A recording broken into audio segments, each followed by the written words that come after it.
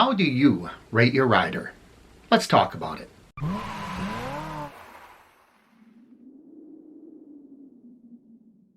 Welcome everyone, it's Joe time, and before we start, if you are not subscribed to this channel, please click my face down in the corner to subscribe and ring that bell icon so you know when I post new videos.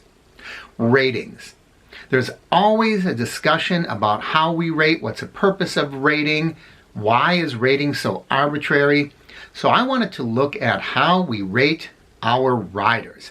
I'm going to start by telling you how I rate, and then I'd like to open that up and see what influences your decisions on how you rate your passengers.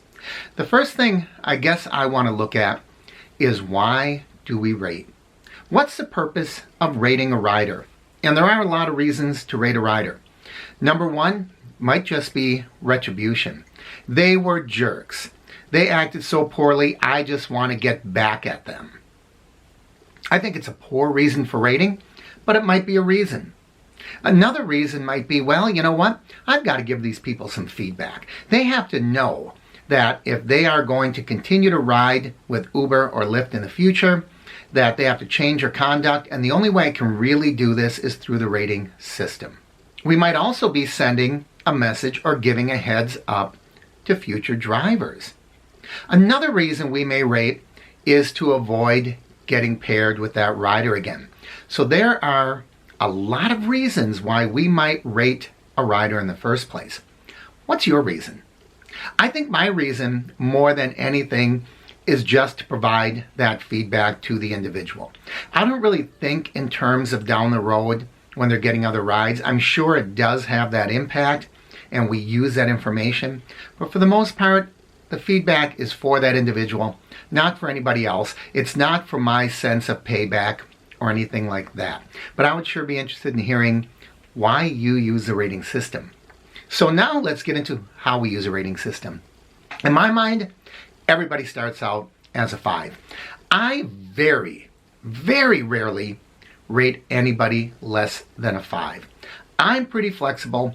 My approach to driving for Uber is always, this is a customer service job, and I feel that I'm the one that should be going the extra mile, not them.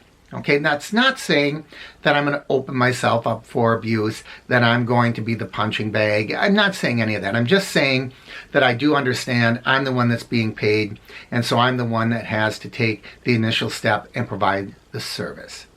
Now, yesterday I was talking about someone that requested a ride. I got there, they didn't give me good directions. There was an arm blocking the road. They didn't really tell me how to get through that arm. A lot of you might have said, now, I am rating this person a 4 rather than a 5. Well, I told them face to face, hey, here's what you should do.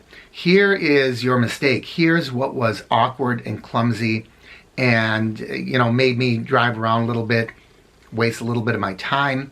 Since I told the person face to face, and since the purpose of my rating is to give feedback directly to that individual, I didn't think it was necessary. So I didn't rate that person low. He still got a 5. He was a nice person. He was friendly. He didn't act like a jerk in the car. So there was one mild thing that maybe as a rider he wasn't even that aware of or wasn't in the forefront of his mind. So he got a 5. So now let's look at the exact opposite end of the spectrum. Why would I give someone a 1? I think someone gets a 1 if they do something that is really egregious. They do something that I'm on the phone with Uber support for a long time. They do something that makes me end the ride, kick them out of the car. Completely inappropriate. They're yelling, screaming. They're using vulgarities. Now, some people, they just, swear words are part of their vocabulary. And even though someone might be offended by it, I wouldn't necessarily rate them down for that. But if it was something that was abuse, physical, verbal abuse, they're probably getting the 1. So what we're looking at now, if I had to call police, of course, anything like that. So what we're looking at now, what about the area in between? What's 2, 3, and 4? That's a tough one. Now, I have heard a lot of people say, well, if you don't want to get paired with that individual, rate them a 3. I don't know where this comes from, because I have scoured through Uber's documents and terms of service. I don't see anywhere where it's spelled out, if you rate somebody a 3 or a 2, you won't get paired with them. Now, I have, not personally, but I have known of people that call Uber support, and Uber support will tell them, well, in the future, you won't get paired with that individual. Now, it makes sense to me that a lower level rider might not get paired, but I've never seen it spelled out. So if anyone knows exactly where it states that specifically, I would like you to leave that down below, because it would sure help me, and I'm sure it would help a lot of you too. I don't know if this is an urban legend, if it is an old wives' tale, but I'd sure like to find out. So if that is your reason for rating someone a 3, it's a reason, but I don't know if that's the way the system works. All right, so a 4. Why would I rate someone a 4? I think I would rate someone a 4 if they were doing things that were annoying, irritating, unnecessary. You talk about people with bad body odor and that sort of thing. I don't know. You know, is it up to me to determine someone else's personal hygiene? I sure don't want them in my car. So if I knew rating a 3 would get them booted, I would. But do I rate them a 4 for poor hygiene? I don't really know what a 4 would be. You know, someone that is just being annoying and irritating, they can't get their hands off things, they're touching things, they keep bringing up subjects, politics, religion, racism that I think are unnecessary, and I ask them to stop and they continue. Those might be some things that I would rate someone a 4 with. 3 and 2, that's kind of a gray area for me. As I already said, if it was about a pairing thing, okay, 3 makes sense. Other than that, I don't see, you know, where there's so much room to allow all of that sliding scale 1 through 5. That's the way I look at it.